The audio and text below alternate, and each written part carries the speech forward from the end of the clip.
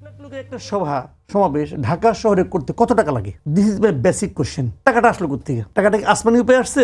আসমানি উপায়ে টাকা আসে না। আসমানি উপায়ে ওহি আসতে পারে, টাকা আসে না। তো টাকাটা আসলো কোত্থেকে? টাকাটা কেউ না কেউ তাকে দিয়েছে, এদেরকে দিয়েছে। কারা দিয়েছে?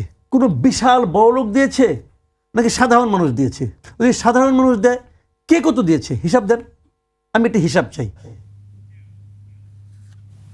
তো সেই প্রশ্নটি আমাদের যে সাংবাদিক মাসুদ কামাল যে প্রশ্ন করেছেন, এটি তো অত্যন্ত বড় আকারে আপনারা প্রকাশ করেছেন আব্দুল হান্নান মাসুদ, এবং সেখানে অনেক লক্ষাধিক লোকের সমাবেশ হয়েছে, বড় আয়োজন।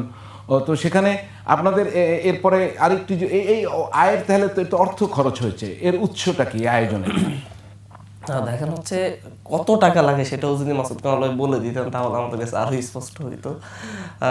আমি একটা বিষয় আজকে এটা দেখে, যেমন হচ্ছে অভ্যুত্থানের সময় একটা যে হচ্ছে ঢাকার মিরপুরে লক্ষ লক্ষ মানুষ একত্রিত হয়েছে, শাহবাগে লক্ষ লক্ষ মানুষ একত্রিত হয়েছে। আবার হচ্ছে 5ই আগস্ট সারা দেশ থেকে কোটি মানুষ ঢাকা অভিমুখে রওনা দিয়েছে। সেই ক্ষেত্রেও কিন্তু কোশ্চেন আছে কত টাকা লেগেছে ওদেরকে গাড়ি ভাড়া করে বিমানে করে ইয়েতে করে আনার জন্য। সেই কোশ্চেনটাও কিন্তু হচ্ছে মানে হচ্ছে আওয়ামী লীগ থাকতে তুলে যেত, যে হচ্ছে সবসময় হচ্ছে টাকা কোথা থেকে পাই এই আন্দোলনের জন্য, কে ফিনান্স করে। দেখেন হচ্ছে বাংলাদেশে গতানুগতিকভাবে প্রায় 54টি নিবন্ধিত দল আছে, 53টি, এবং হচ্ছে অনিবন্ধিত দল মিলে এটা প্রায় 100-এর উপরে। প্রত্যেকটি দলই বাংলাদেশের বিভিন্ন জায়গায় মানে হচ্ছে বিভিন্ন ঢাকা শহরের বিভিন্ন প্রপার এরিয়াতে তারা অফিস করতেছে, তারা নেতারা গাড়ি ব্যবহার করতেছে, যাতায়াত করতেছে। সেই জায়গা থেকে আর হচ্ছে নতুন একটি অভ্যুত্থান পরবর্তী শক্তি যারা হচ্ছে বাংলাদেশের মানুষের আশা আকাঙ্ক্ষার জায়গায় আছে, যে কয়েকজন মানুষ তাদের নেতৃত্বে একটি রাজনৈতিক দল হতে যাচ্ছে।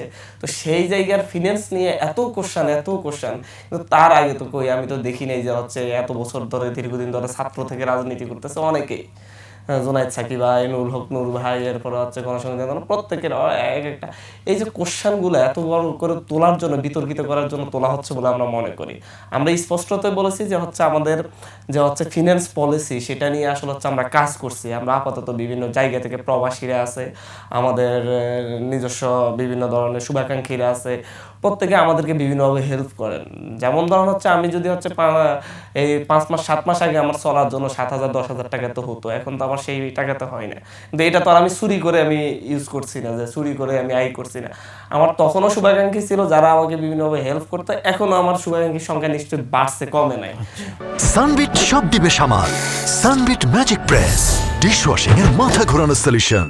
তো সুতরাং এই জায়গাগুলো তো অবশ্যই থাকে, যে হচ্ছে আমাদের একটা যোগাযোগের একটা ক্ষেত্র তৈরি হয়েছে, মানুষজনের একটা আশা আকাঙ্ক্ষার জায়গা হয়েছে, বিভিন্ন জনের কাছে আমরা হাত পাততে পারি, কথা বলতে পারি। তো প্রত্যেকটা বিষয় আমাদের পার্টির একটা ওয়েবসাইট হতে যাচ্ছে। আমরা সেই ওয়েবসাইটের মাধ্যমে 6 মাস অন্তর অন্তর বা 1 বছর অন্তর অন্তর আমরা প্রকাশ করবো এবং সবকিছু আমরা তুলে ধরবো। এই জায়গা থেকে পার্টি হওয়ার সাথে সাথে এত বড় কোশ্চেন আমি দেখিনি যে হচ্ছে কাউকে নিয়ে করা হচ্ছে বা কাউকে নিয়ে করা হয়েছে, হাজার হাজার কোটি টাকা খরচ করা হয় প্রত্যেকটা পার্টির ইয়েতে। এখন তো আমাদের তো প্রতিটি জেলা উপজেলায় কমিটি আছে, তারা নিজের ধর হচ্ছে 50 জন মিলে ঢাকা শহরে আসার জন্য একটা বাস ভাড়া করতেছে, সেই বাসের ভাড়া কি আমাকে দিতে হয়?